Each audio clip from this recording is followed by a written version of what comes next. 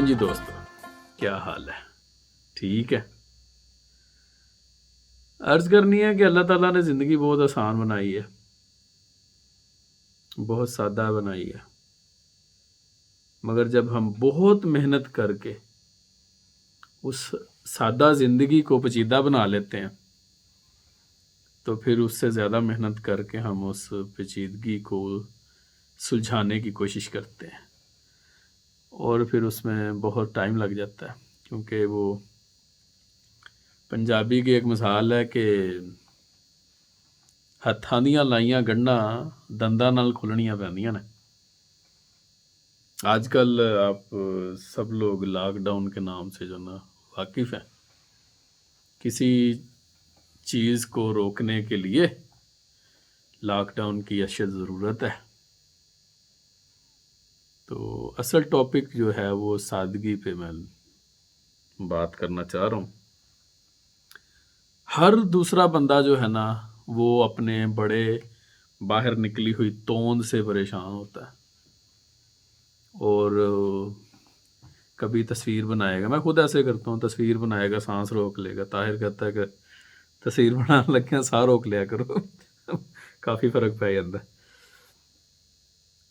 تو یہ پیٹ نکلتا کیسے ہے، اس پہ غور کرنے کی ضرورت ہے۔ قدرت نے جو نیچرل پھل بنائے ہیں ان میں کہہ لیں کہ سوتروں کے حساب سے میئرمنٹ کر کے انسانی ضرورت کے مطابق ان میں میٹھا رکھا ہے، ہم ان کو استعمال نہیں کرتے۔ اور آرٹیفیشل جو شوگر ہوتی ہے جس میں 8-10 گنے لگ جاتے ہیں ایک چمچ بنانے میں چینی، وہ دھڑا دھڑ کبھی چائے میں، کبھی کھیر میں، کبھی رس ملائی میں، یہ جانے بغیر کہ باڈی کو جتنی ضرورت ہے شوگر کی وہ تو ہمیں روٹی سے بھی مل سکتی ہے، چاولوں سے بھی مل سکتی ہے، پھل سے بھی مل سکتی ہے، مگر ہم آرٹیفیشل شوگر کے پیچھے پڑ جاتے ہیں۔ یہ ایک چھوٹی مثال ہے، اور میرا خیال ہے کہ مین کاز ہے ہمارے پیڑ بڑھنے کا۔ تو ہم وہ سیب نہیں کھاتے جس میں شاید 10 گرام سی چینی ہوگی، 5 گرام چینی ہوگی، مگر ایک ٹافی کھا لیتے ہیں، اور ٹافی میں ایک چھوٹی سی وہ جو ٹافی اگر لیں، ہم بچپن میں میفیئر بون کی ٹافی کھایا کرتے تھے، ایک چھوٹی سی چاکلیٹ لے لیں تو اس میں 40 گرام شوگر ہوتی ہے۔ آم کھانے سے یا گنے کا استعمال سے انسان کو شوگر ہونے کے چانسز کم ہوتے ہیں بنسبت گلاب جامن کھانے سے یا رس ملائی کھانے سے۔ اور پھر وہ جو چینی ہے ہمارے اندر جا کے ذخیرہ ہوتی ہے ہمارے پیٹ کے ارد گرد، اور ہمیں بیسیکلی وہ آرٹیفیشل چینی جو ہے نا،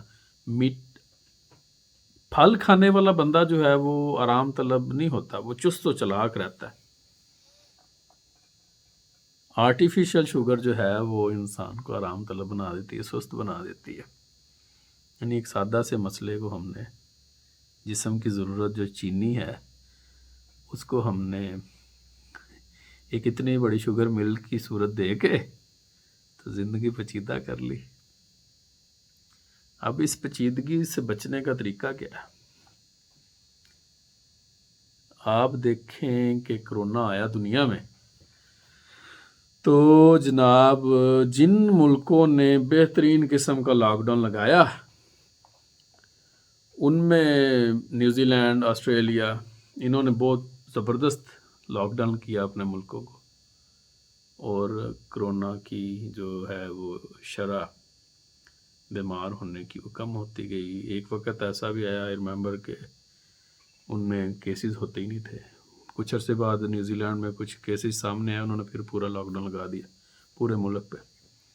تو سب سے زیادہ میرا خیال ہے کہ نیوزی لینڈ نے افیکٹولی لاک ڈاؤن لگایا تھا۔ تو جناب آپ سمجھیں کہ یہ بڑا پیٹ ہے نا، یہ آپ کے پیٹ کے ارد گرد کرونا وائرس ہے مٹھائی کی، جتنا زبردست آپ اس کو لاک ڈاؤن لگائیں گے، اور پیٹ بڑھنے کی ایک وجہ صرف مٹھائی نہیں ہے مگر مین کاز میٹھا ہے، تو آپ اپنی باڈی کو لاک ڈاؤن لگائیں، جتنا زبردست افیکٹو لاک ڈاؤن آپ لگائیں گے اتنی جلدی آپ کا پیٹ اندر جائے گا۔ Soft drinks, sugar, artificial sugar جو ہے، ایون کہ جو سویٹنرز ہوتے ہیں وہ بھی they are not good, they are good for nothing actually. تو مرغن غذائیں ہوتی ہیں، اس وقت تک اپنے پیٹ پہ لاک ڈاؤن لگائی رکھیں جب تک آپ کا پیٹ جو ہے نا وہ اوقات میں نہیں آ جاتا، ٹھیک ہے نا۔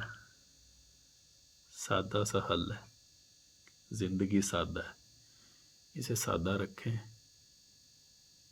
مزہ آئے گا۔ خدا حافظ۔